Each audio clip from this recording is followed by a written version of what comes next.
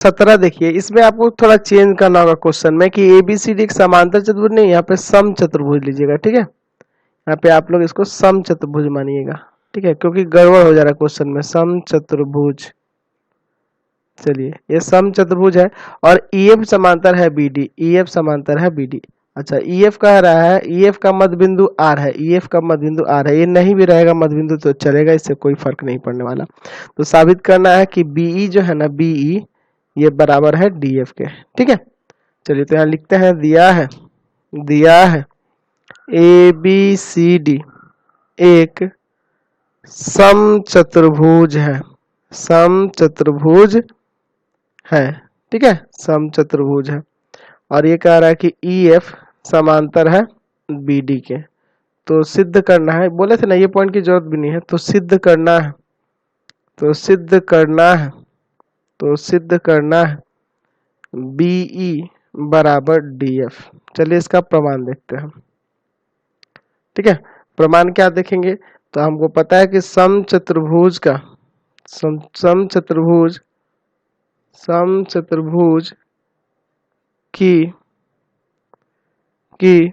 प्रत्येक भुजा या आसन्न भुजाएं बराबर होती है ना, प्रत्येक भुजा बराबर होती है या आसन्न भुजा बराबर होती है, भी लिख सकते हैं, प्रत्येक भुजा बराबर होती है। ये तो पता है ना आपको।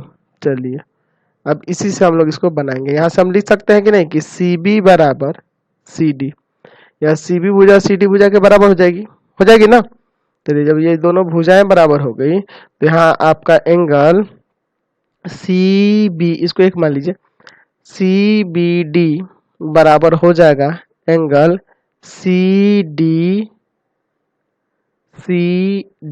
बी, हो जाएगा ना। कैसे हो जाएगा, तो सम्मुख कोण है ना, सम्मुख कोण है, सम्मुख भुजा के सामने वाले सम्मुख कोण बराबर होते हैं, समझ गए। अच्छा, ये एंगल सी बी डी जो देख रहे हैं, सी बी डी हम लोग दिखा सकते हैं सी ई एफ के बराबर, इसको सी ई एफ के बराबर लिख सकते हैं। ठीक है, और एंगल सी डी बी जो है, सी डी बी जो है एंगल सी एफ ई के बराबर लिख सकते हैं, सी एफ ई के बराबर। ऐसा क्यों लिख रहे हैं, क्योंकि ई एफ समांतर है बीडी के, और जब ई एफ समांतर होगा बीडी के तो ये संगत कोण के युग्म हो रहा है, इसलिए ऐसा हो रहा है। ये संगत कोण के युग्म है, संगत कोण के युग्म हो रहे हैं, इसलिए ये बराबर होते जा रहा है। देख लीजिए यहाँ पे ये वाला एंगल इस एंगल के बराबर और यह वाला एंगल इस एंगल के बराबर हो जाएगा, यानी ये दोनों आपस में बराबर हो गए। जब ये दोनों आपस में बराबर हो गए तो सीई बराबर, ये जब कोण आपस में बराबर हो गए तो सीई बराबर सीएफ हो जाएगा कि नहीं, हो जाएगा ना। चलिए इसको समीकरण 2 ले लीजिए, सीई बराबर सीएफ, समीकरण 2 हो गया। अब समीकरण 1 में से 2 को घटा देते हैं, समीकरण 1 से 2 को, समीकरण 2 को घटाने पर तो देखिए सी बी माइनस सीई, ध्यान से देखेंगे, सी बी माइनस सीई बराबर हो जाएगा C D minus C F. ठीक है, घटा दीजिए तो इस पूरे में से इस पूरे को घटा देंगे तो यहाँ से बीई आ जाएगा और यहाँ से क्या आ जाएगा, डीएफ आ जाएगा कि नहीं, बीई बराबर डीएफ। देख लीजिए सी डी में से सी एफ घटाएंगे तो ये ना डीएफ बच जाएगा। तो यहाँ से ये आपका क्लियर हो गया, ये प्रमाणित हो गया।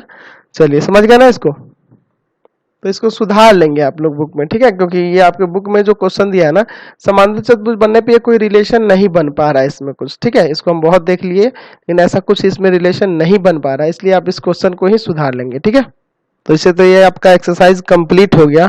तो आगे हम लोग अगले प्रमेय को अगले वीडियो में देखेंगे। इस वीडियो को यहीं पे एंड कर देते हैं। ठीक है, प्लीज आप चैनल को सब्सक्राइब कर लेंगे, बेल आइकन दबा लेंगे और जितना ज्यादा हो सके दोस्तों में शेयर करेंगे। कमेंट बॉक्स में लिखिए कि हमारे वीडियोस आपको कैसे लगते हैं और इससे रिलेटेड आपको लिंक की जरूरत हो, अदर सब्जेक्ट की लिंक की जरूरत हो या किसी तरह की अदर हेल्प की जरूरत हो तो हमारे व्हाट्सएप नंबर 7301778899 पे व्हाट्सएप करके आप उस लिंक को प्राप्त कर सकते हैं। अगला थ्योरम जो आपका होगा वो मध्य बिंदु प्रमेय होगा, मध्य बिंदु प्रमेय, जो अगले एक्सरसाइज के लिए बहुत ही जरूरी प्रमेय है और इसका उपयोग हम लोग क्लास 10th में भी पढ़ेंगे। ठीक है, तो इसको बहुत ध्यान से देखेंगे हम लोग नेक्स्ट वीडियो में। ठीक है, चलिए, thanks for watching the video.